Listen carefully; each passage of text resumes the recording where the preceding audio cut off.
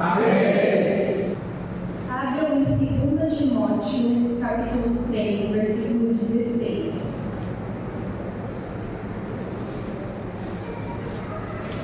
Vocês perdoam que um pouco frio ainda? Como vocês já estão dançando aqui. Não vou respirar, não.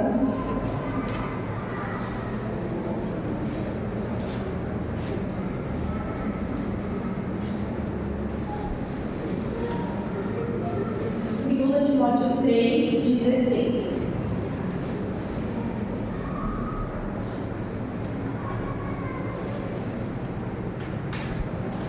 O tema da nossa mensagem é: Cristo é o nosso propósito central. Amém? Toda a Escritura é divinamente inspirada e proveitosa para ensinar, para repreender, para corrigir, para instruir em justiça, a fim de que o homem de Deus tenha capacidade e pleno preparo para realizar toda boa obra. Agora eu vou pedir os irmãos abrirem lá em Oséias, versículo 4, capítulo 4, versículo 6, por favor.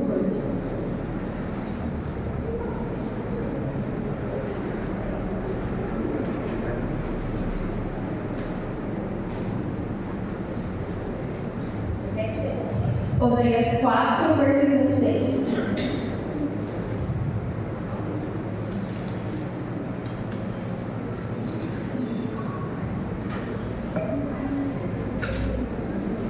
Bem, todo mundo está achando? O meu povo está sendo destruído porque lhe falta conhecimento. Porque rejeitastes o conhecimento, eu te rejeitarei, para que não sejam sacerdotes diante de mim. Visto que te esquecestes da lei do teu Deus, eu me esquecerei dos seus filhos. Terminando essa mensagem de Cristo, o nosso propósito central, é bom que já vai caminhando já para a Páscoa, né? Que a gente já começa a Páscoa daquele jeito, lembrando que Deus é o propósito central. Mas o que Deus tem tocado muito no meu coração é principalmente sobre o Salmo 119, sobre o nosso conhecimento que nós temos da palavra do Senhor. Assim como esse versículo que a gente leu agora, como Deus tem perecido por falta do conhecimento da palavra do Senhor. Nós acabamos entrando na rotina de lermos sempre a palavra de Deus da mesma forma e nos esquecemos qual é o propósito central da palavra do Senhor. Às vezes a gente até consome um livro de devocional, às vezes a gente consome um livro secundário, né, para nos ajudar a entender mais a palavra, só que nós esquecemos que o propósito central da Bíblia é Jesus. Quantas vezes a gente abre a Bíblia e a gente está procurando ali algo relacionado a nós mesmos, ao invés de estar procurando algo relacionado a Jesus? Às vezes a gente abre a Bíblia querendo uma promessa de Deus, ao invés de simplesmente estar buscando conhecer quem é o Senhor. O propósito que nós fomos criados, além de sermos salvos pelo Senhor, é também deleitar-se no Senhor, é também desfrutarmos de quem Deus é. Mas nós não podemos desfrutar de quem Deus é se nós não conhecemos ao Senhor. Nós não podemos nos considerar cristãos se nós não conhecemos ao Senhor. Não podemos ser aqueles que dizem que somos aqueles que levamos a palavra do Senhor, somos aqueles que pregamos a palavra do Senhor, aqueles que adoramos o nome do Senhor, se nós não conhecemos de fato quem Deus é, o que Deus gosta, quais são os tributos do Senhor. Então é isso que eu quero trazer nessa mensagem, a importância de nós conhecermos verdadeiramente Cristo revelado através da palavra. Tem uma frase muito boa que eu gosto, que é de um teólogo chamado Eugene Peterson, que diz: a Bíblia dá vida à voz que fala e ao ouvido que escuta. A voz que fala, no caso, seria a voz de Deus, e o ouvido que escuta são os nossos ouvidos. Então, a primeira coisa que eu quero trazer para vocês é que nós venhamos mudar a perspectiva que nós temos da Bíblia. Às vezes a gente abre a Bíblia, a gente só lê um monte de palavra e a gente fala: bom, essa palavra foi inspirada no coração de Deus.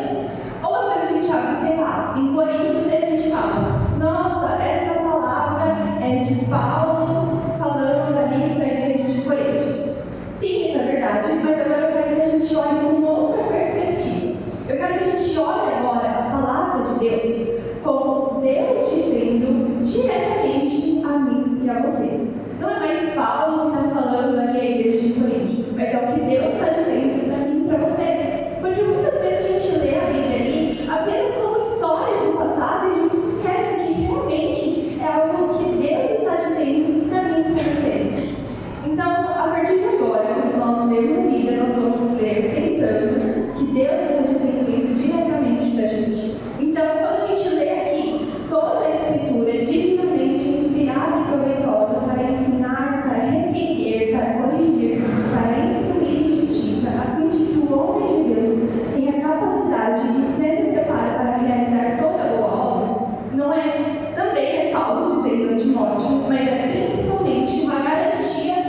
dá para mim e para você, de que a Bíblia, ela é divinamente inspirada e proveitosa para ensinar, para repreender, para corrigir, para instruir e para nos preparar.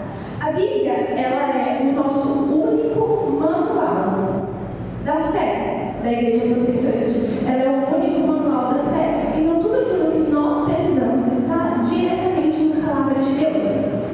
Só que a Bíblia não é simplesmente um manual de nós seguirmos a nossa vida. A Bíblia é um manual para conhecermos a Deus.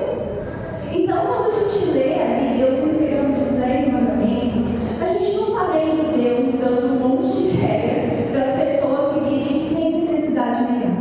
Nós estamos vendo ali Deus entregando aquelas regras para aquele povo seguir, porque primeiro ele estava revelando um atributo dele, de que Deus ele não é bagunçado, de que Deus ele é um Deus de ordem. Deus é um Deus santo, então ele exigia que os seus filhos fossem santos, certo? A segunda coisa ali que a gente aprende quando Deus dá um mandamento ao seu povo, né, é que também cada um ali precisava aprender a amar o seu irmão como a ti mesmo. Quando a gente vê ali vários mandamentos, né, que falam que a gente não pode cobiçar, que a gente não pode matar, ali também está falando sobre o amor ao próximo, outro atributo de Deus, a empatia.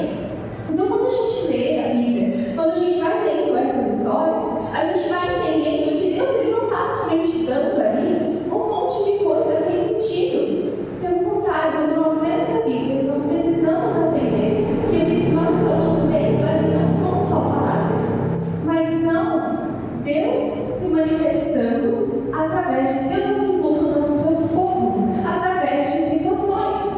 Quando a gente vai ler, por exemplo, a história de Davi era um homem segundo o coração de Deus, mas Davi ele também pecou. Davi era um homem segundo o coração de Deus, por quê? Porque ele era obediente, porque ele era uma pessoa que amava ao Senhor, ele era uma pessoa que obedecia os estatutos do Senhor, mas Davi também pecou. E quando Davi pecou, o que o Senhor demonstrou ali na vida de Davi? Misericórdia, o que mais? Compaixão. Quando nós lemos a Bíblia, nós estamos ali lendo a revelação de Cristo. Amém? Até que eu entender. Irmãos, eu vou falar um pouquinho rápido, tá? Mas é uma palavra que realmente foi o que Deus me ensinou no coração. Não acabou, tá? Pelo amor de Deus.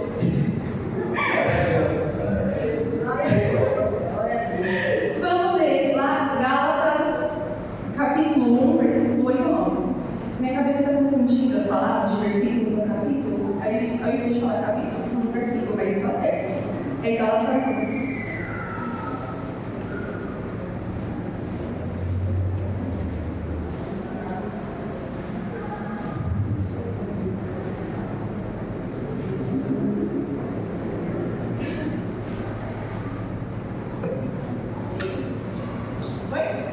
Gálatas 1, versículo 8 a 9.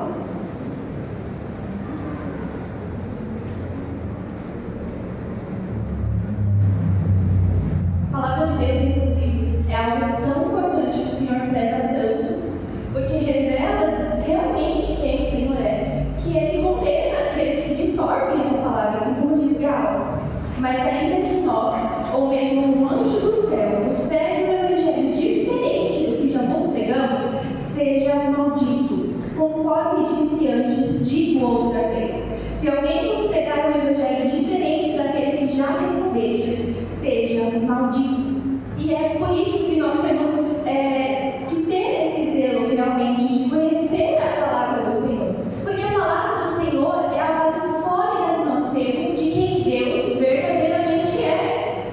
Aqueles que distorcem a palavra do Senhor, assim como diz a palavra, estes são malditos. Mas por que eles são malditos? Porque eles estão distorcendo a imagem de quem Deus é. Eu vou até ler mais pra frente depois um versículo que fala que o povo tem blasfemado o nome de Deus por causa destes que não conhecem a palavra, por causa destes que distorcem a palavra de Deus.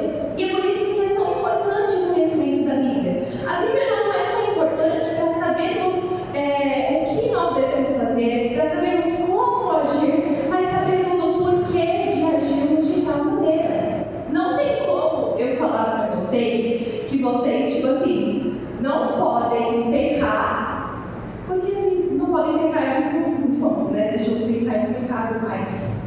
Vocês não podem causar contenda entre os irmãos, simplesmente porque eu estou falando que não. Vocês precisam ter uma razão, certo? Para acreditar que vocês não podem causar contenda, além do caráter, é claro, né? Mas se você também não tiver o caráter de pensar que é certo, não é certo, fazer isso. Mas a palavra, ela fala justamente isso. A palavra nos fala que nós não podemos causar contenda entre os irmãos, porque isso não vem do caráter de Deus. Porque o caráter de Deus é um caráter de quem tem empatia, tem compaixão, de quem não é mentiroso, de quem não se arrepende das palavras que fala, de quem é irrepreensível. Então, se o Senhor ele age de acordo com esse caráter, nós também temos que agir. E é por isso que é tão importante nós conhecermos a palavra do Senhor. Porque se nós não entendermos quem Deus é e o porquê de nós não fazermos isso, isso não vai ser suficiente para não fazermos. A Bíblia, ela é simplesmente um manual de conhecermos ao Senhor, e através do conhecimento de Deus, então que nós entendemos o que nós devemos fazer. Não é simplesmente eu começar a ter empatia com o meu irmão, compaixão com o meu irmão, e depois eu começo a conhecer Deus. Porque Cristo é quem dá razão a tudo. É o Senhor que dá razão a tudo. Tanto que a palavra do Senhor, eu acho que em Romanos 12, que fala sobre os dons espirituais, sobre Romanos 12, 1 Coríntios 12, isso mesmo, que fala sobre a igreja ser o corpo de Cristo, e Cristo é o cabeça. Se o Senhor não for o centro, se o Senhor não for aquele que dá o significado, não tem, como que eu posso dizer? Gente, não puxei as palavras na minha cabeça, desculpa, tá? Eu tô latente por causa da dança. Mas se o Senhor não for o significado daquilo que nós fazemos, então não vale a pena, não vale de nada. Se alguém chegar para você mandando você fazer qualquer coisa, e você pensa que não tem necessidade de fazer aquilo, se a pessoa te dá um argumento, você vai fazer? Mas se a sua mãe te pede para você fazer alguma coisa, você vai fazer? Por quê? Porque você conhece sua mãe. Porque você sabe que a sua mãe ela não tem um caráter duvidoso. Você sabe que a sua mãe nunca ia mandar você fazer alguma coisa por mal. Com Cristo é a mesma coisa. Quando nós conhecemos a palavra de Deus, nossa, eu estou repetindo muito isso, gente, desculpa. Mas é para deixar bem gravado. Quando nós conhecemos muito a palavra do Senhor, nós conhecemos muito do Senhor. Então nós começamos a agir de acordo com a vontade de Deus. Quero convidar os irmãos agora para abrir Oséias 6, do 1 ao 6.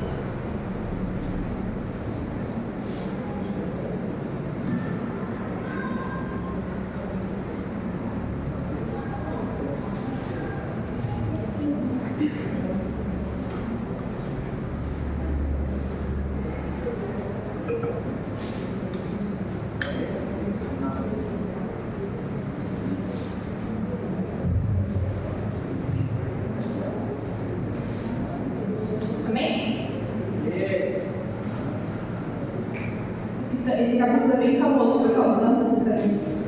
Vinde e voltemos para o Senhor, porque Ele nos despedaçou, mas haverá de nos curar. Ele nos feriu, mas cuidará das feridas. Depois de 2 dias, Ele nos revivificará, e no 3º dia nos levantará, e viveremos diante dEle. Conheçamos e prossigamos em conhecer o Senhor. Como o sol nascente, a sua vinda é certa. Ele virá a nós como a chuva, como a primeira chuva que rega a terra. Que te farei, ó Efraim? Que te farei, ó Judá? Porque o vosso amor é como a névoa da manhã e como o orvalho que logo se acaba. Por isso os abati por meio dos profetas, matei-os pela palavra da minha boca, e os meus juízos a teu respeito saíram como a luz. Pois eu quero misericórdia e não sacrifícios, e o conhecimento de Deus mais do que holocaustos. O que o Senhor estava falando ali, principalmente nesse versículo, né, que ele fala que o amor de vocês é como a névoa, como a chuva que... Não, como a chuva não. Eita, gente, perdi aqui.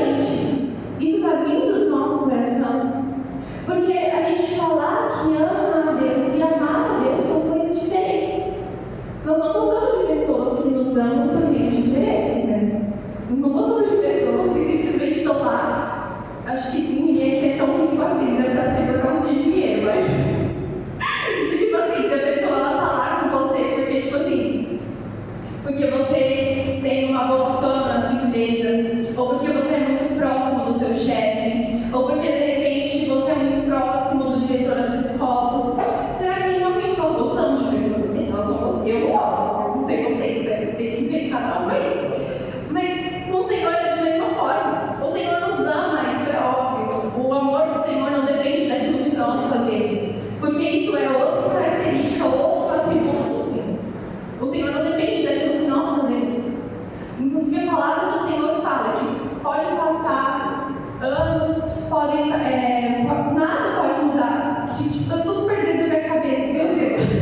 Mas ainda que venham demônios, anjos, nada disso é capaz de tirar o amor de Deus sobre as nossas vidas. Porque o amor de Deus nas nossas vidas é algo imutável. O Senhor não é homem para que minta, nem filho do homem para que se arrependa. O Senhor, inclusive, o atributo dele é o amor. A palavra do Senhor fala que Ele é o amor.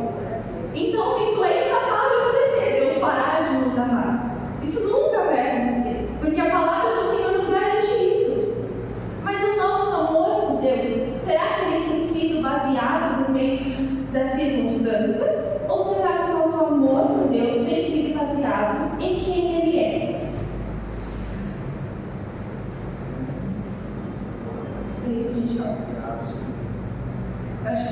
Acho que eu li uma palavra antes do versículo que era para mim ler. Mas tá bom, né? Então vamos voltar lá em Gálatas 1. Eu li, né, Gálatas 1 com vocês.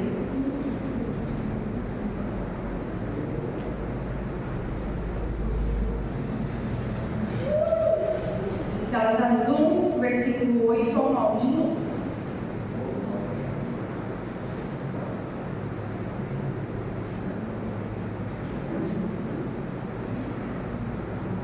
Vou ler de novo vocês, tá?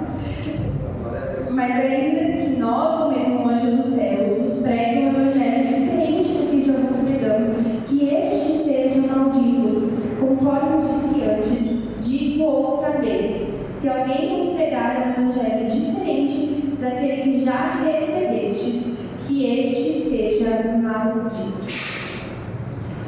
Amém? Amém. E a palavra do Senhor, ela fala isso principalmente em quesito de nós sabermos discernir aquilo que vem da palavra do Senhor e aquilo que não vem. Tem uma palavra, eu não consegui achar o versículo, mas é uma história dos bereanos. Você lembra, pai, onde está? O versículo dos bereanos? E essa história fala de uma cidade chamada Bereia, onde os apóstolos foram pregar o evangelho do Senhor. E quando os apóstolos chegaram lá para pregar a palavra do Senhor, eles receberam com muita alegria e gratidão no coração. Mas, contudo, eles examinavam com muita atenção a palavra para ver se aquilo que saía da boca dos apóstolos estava sendo condizente com o que com o que estava escrito na palavra. Porque, como eu disse, um dos atributos do Senhor é que Deus não é homem que minta, nem filho do homem para que se arrependa. Então, se Deus disse uma vez, essa palavra vai continuar para sempre. O próprio Senhor Jesus, ele falou: os céus e a terra podem passar, mas as minhas palavras, elas permanecerão. Então, se o Senhor disse algo em sua palavra, é necessário que tudo que aconteça seja de acordo com essa palavra. Porque o Senhor é quem mandou, o soberano Deus é quem ordenou. E isso é muito interessante, principalmente quando a gente vai ver a história de Jesus e principalmente na crucificação. Porque quando Jesus ele vai ser entregue, né, que a gente fala que ele simbolizou o cordeiro do matador, ele cumpre toda a lei que estava ali, em Êxodo, Levíticos, Números, ele cumpre toda a lei, tanto do animal que deveria ser sacrificado, quanto do sumo sacerdote. Isso para mostrar que até mesmo o próprio Jesus, ele cumpriu com as suas palavras. Se até mesmo o próprio Jesus cumpriu com as suas palavras, quem somos nós para não conhecermos e não cumprirmos a palavra do Senhor? E eu acho isso muito interessante, principalmente porque nós precisamos conhecer a palavra do Senhor, mas ainda nós precisamos conhecer o porquê que o Senhor fez aquilo para nós. Quantas vezes, né, a gente não para refletir sobre o porquê Jesus foi crucificado em nosso lugar? já parou para refletir? Às vezes não, né? Tem que ver. Quem já parou para refletir? Amém? Todo mundo? Amém? Atos 17:1. Atos 17:1. Já abriu lá também. Deixa eu deixar marcado aqui para não esquecer.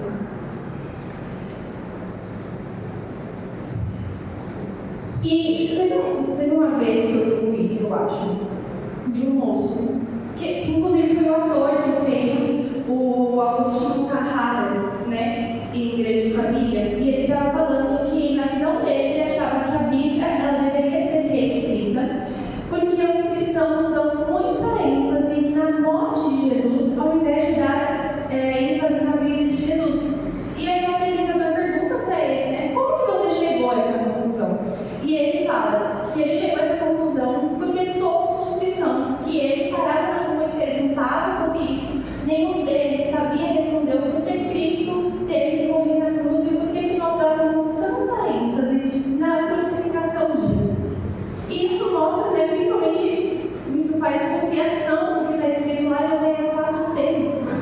As pessoas, elas têm perecido porque eles faltam o conhecimento de Deus.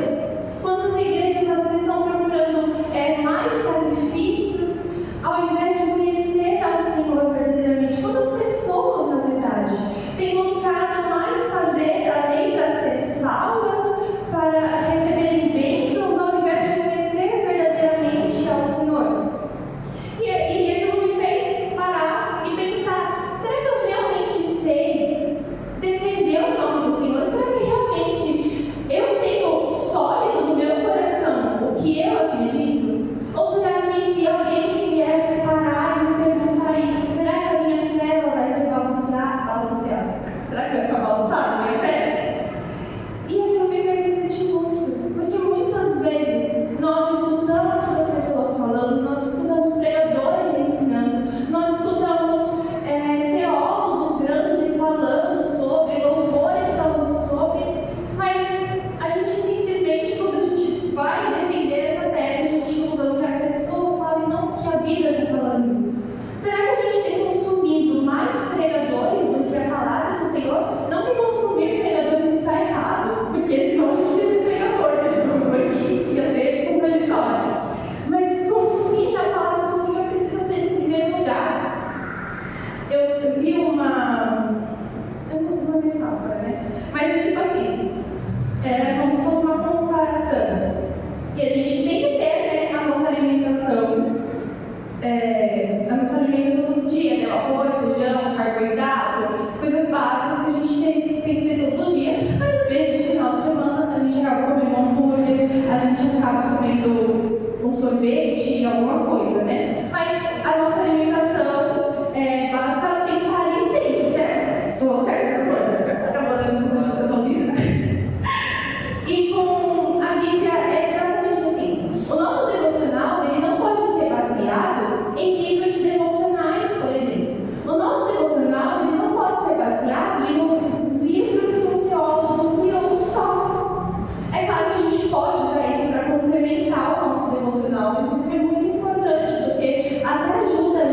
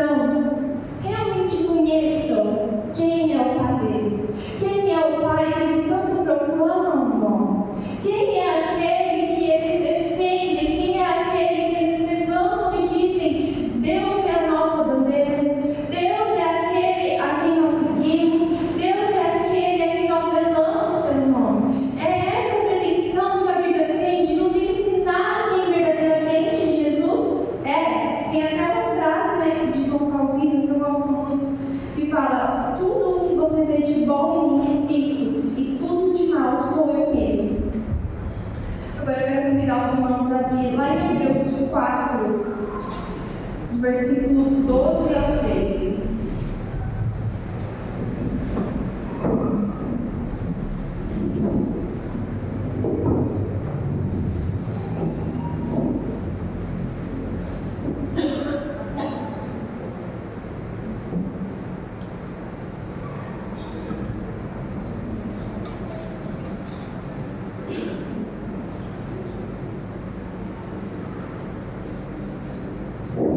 Amém? Porque a palavra de Deus é viva e eficaz, mais cortante que qualquer espada de 2 gumes, penetra até o ponto de dividir alma e espírito, juntas e medulas, e é capaz de perceber os pensamentos e intenções do coração. E não há criatura alguma encoberta diante dele. Antes, todas as coisas estão descobertas e expostas aos olhos daquele a quem deveremos prestar contas. Lembra quando eu falei que Cristo ele é a razão de tudo? Não tem como a gente querer agir com a compaixão que Cristo tem sem antes conhecer a Cristo. Porque quando nós lemos a palavra do Senhor, Cristo se revela a nós. E quando Cristo se revela a nós, nós então entendemos quem nós somos. Tem até aquela música da Sara Beatriz, né, que ela fala que olhar para a cruz é como olhar para um espelho que reflete a glória, que revela os meus defeitos. Quando nós olhamos para Jesus, nós vemos tantos atributos, tantas características incríveis do Senhor, que nós olhamos para nós mesmos e pensamos: poxa, eu não sou nada. Eu sou uma pessoa tão horrível. Eu não merecia ter sido salva pelo Senhor. Deus não precisava ter morrido naquela cruz por mim. Na verdade, Deus não precisava, né? Deus não merecia ter morrido naquela cruz por mim. Deus não precisava. Deus não. A gente falando precisava, aí Deus precisava da gente. Não, Deus não precisa, né? Nós precisamos do amor de Deus. Mas quando a gente olha isso, a gente repara o quão horríveis nós somos, quão pecaminosos nós somos. Mas quando a gente olha para o nosso pecado e a gente olha para Jesus, caramba, Deus é muito grande, Deus é muito misericordioso, Deus é muito cheio de graça. A graça do Senhor que nos trouxe até aqui. O que seríamos de nós sem a graça do Senhor? O que seríamos de nós sem o amor de Deus, sem o favor imerecível e merecido que nós carregamos? E quando nós olhamos para a palavra do Senhor, então nós começamos a entender quem nós somos. E aí nós somos levados ao arrependimento dos nossos pecados, né? 2 coisas que nos levam ao arrependimento óbvio, que é o Espírito Santo, e também através da palavra do Senhor, através ali de como nós conhecemos quem Jesus verdadeiramente é. Quando o Espírito Santo se manifesta em nossos corações e nós entendemos quem Cristo verdadeiramente é, então os nossos pecados eles começam a serem revelados, mas aqueles pecados eles já não são mais proveitosos aos nossos olhos, eles já não são mais bonitos, bem vistos aos nossos olhos. Pelo contrário, a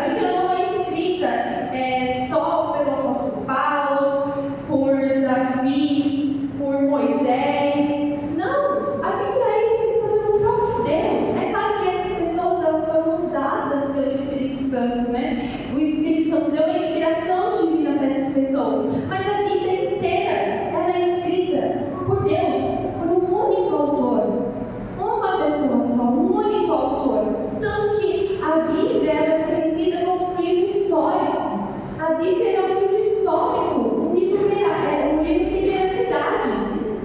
A Bíblia ela é dada como um livro real. Mas ela também é a palavra do Senhor. Ela é real, né? Porque ela é a palavra do Senhor.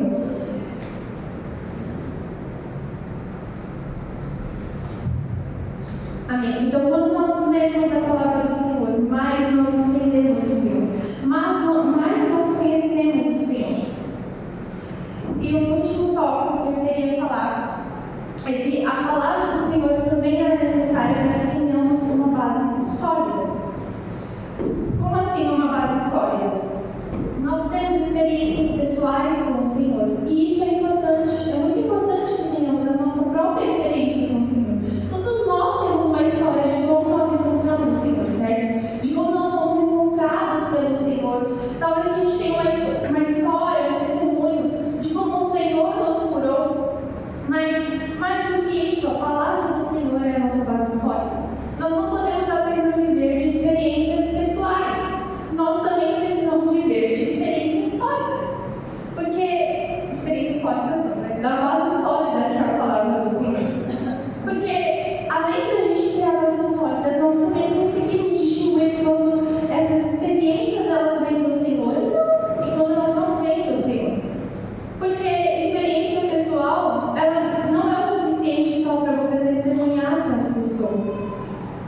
A base sólida, ela vem com isso, ela vem como um argumento da sua experiência pessoal. Quando a gente vai falar com um amigo nosso que não acredita no Senhor, a gente vai contar a nossa experiência pessoal. Se a gente só contar aquilo ali, talvez ele não seja convencido. Porque aquilo que convence verdadeiramente é o Espírito Santo, que é a palavra de Deus. Se nós não tivermos a base sólida, de nada isso adianta.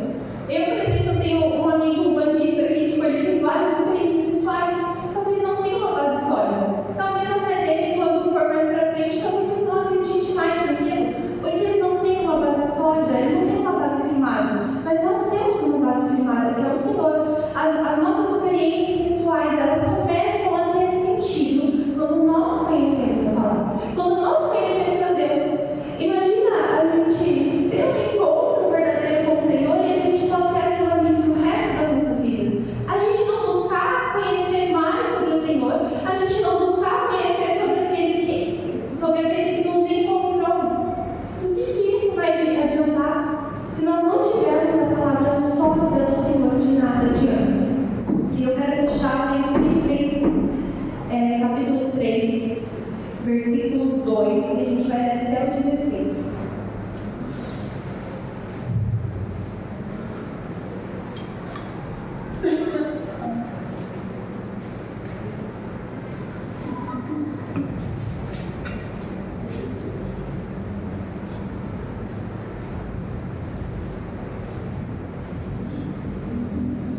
Amém?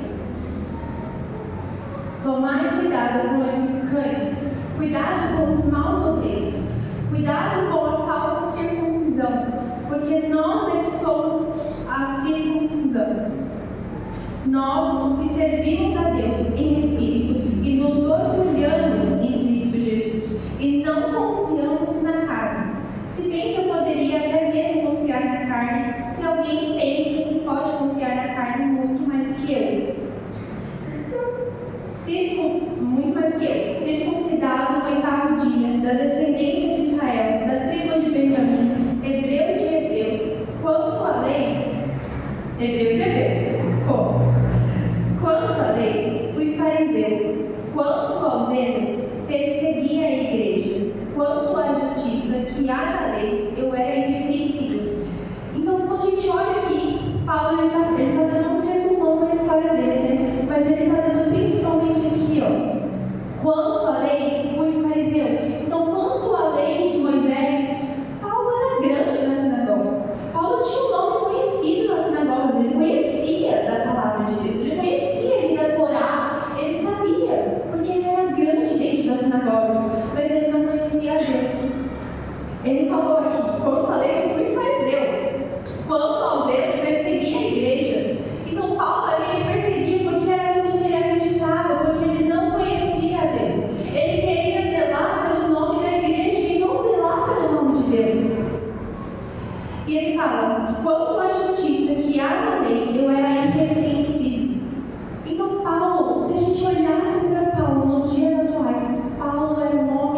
grande. Paulo era um cara que todo mundo olhava assim e falava: uau, Paulo é grande na sinagoga, zela pelo nome da igreja e ainda não comete crime. Gente, Paulo era um cara assim, top dos top, né? O cara era grandão.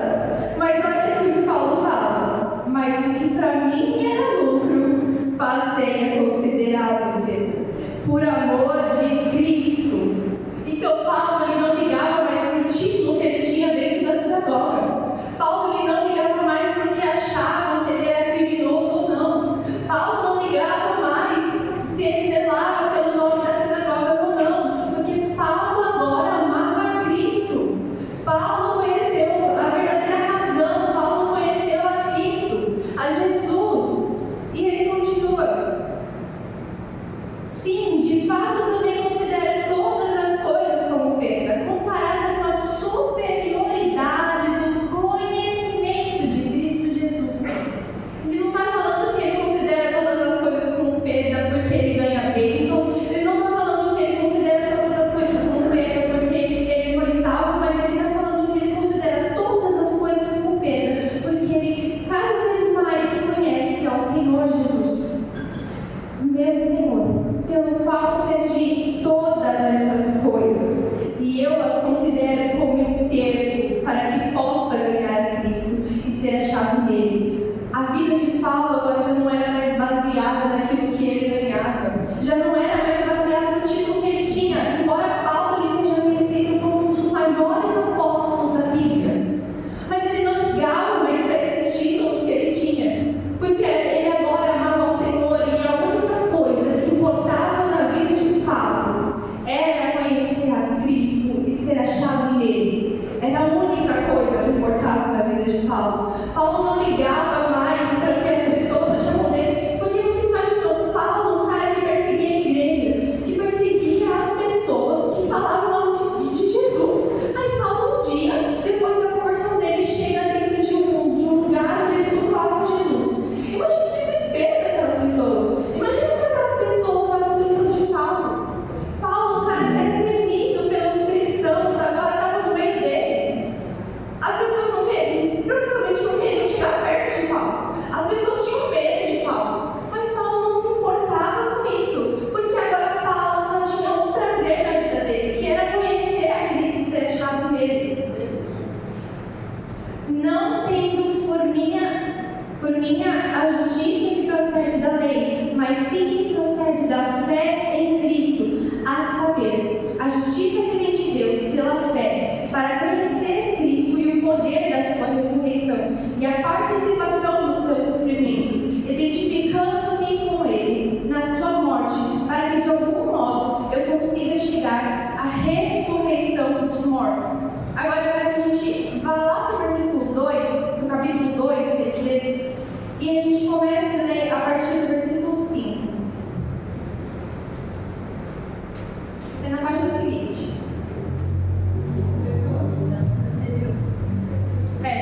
Isso aí. Também vocês estão aqui, né, para me ajudar. Vamos lá. Tende em vós o mesmo sentimento que houve em Cristo Jesus, que existindo em forma de Deus, não considerou o fato de ser igual a Deus algo a que devesse se apegar, mas pelo contrário, esvaziou a si mesmo, assumindo a forma de servo e fazendo-se semelhante aos homens. Assim, na forma de homem, humilhou a si mesmo, sendo obediente até a morte, e morte de cruz. Por isso também Deus o exaltou com soberania, e lhe deu o nome que está acima de qualquer outro nome, para que ao nome de Jesus se dobre todo o joelho nos céus e na terra e debaixo da terra, e toda língua confesse que Jesus Cristo é o Senhor, para a glória de Deus Pai. Vamos voltar lá no capítulo 3, versículo 11, que ele fala: para conhecer a Cristo e o poder da sua ressurreição e a participação dos seus sofrimentos. E agora a gente dá uma ênfase aqui, identificando-me com ele na sua morte, porque Paulo entendia que o maior propósito da vida dele era glorificar a Deus. Paulo entendia que através da crucificação de Jesus, ele também glorificava a Deus. Se ele participasse dos sofrimentos com Jesus, porque agora Paulo conhecia quem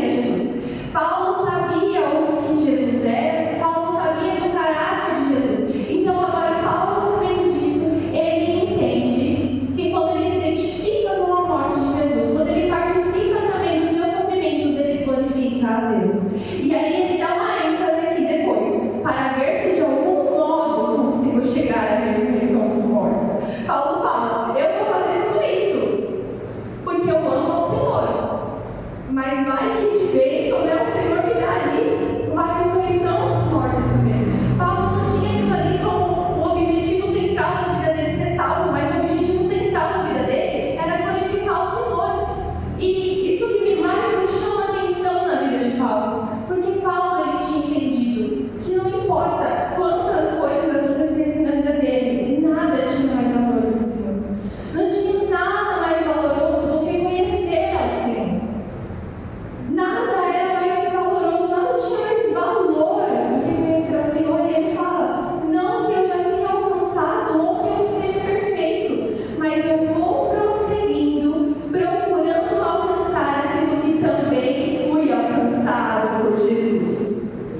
Não penso que eu mesmo já tenho alcançado, mas faço o seguinte, esquecendo-me das coisas que ficaram para trás e avançando para as que estão adiante, prossigo para o alvo, pelo prêmio do chamado celestial de Deus em Cristo Jesus.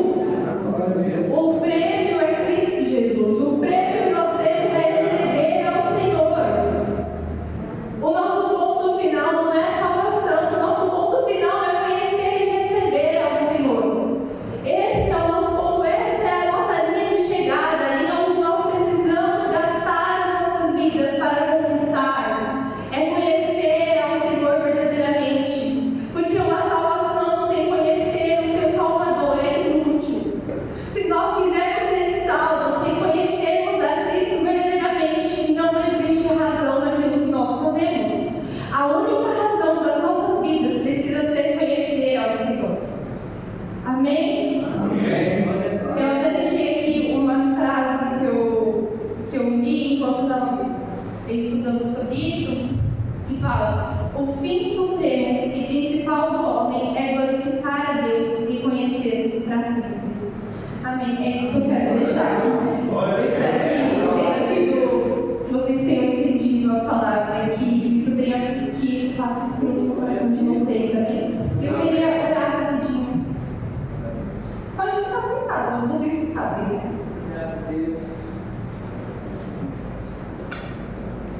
Amém. Senhor Jesus, nós te agradecemos pela sua palavra, Pai. Obrigada, Senhor Deus, porque o Senhor nos deixou a nossa maior graça que nós podemos ter nessa terra, é a sua palavra, Senhor. Obrigada porque o Senhor nos permitiu conhecer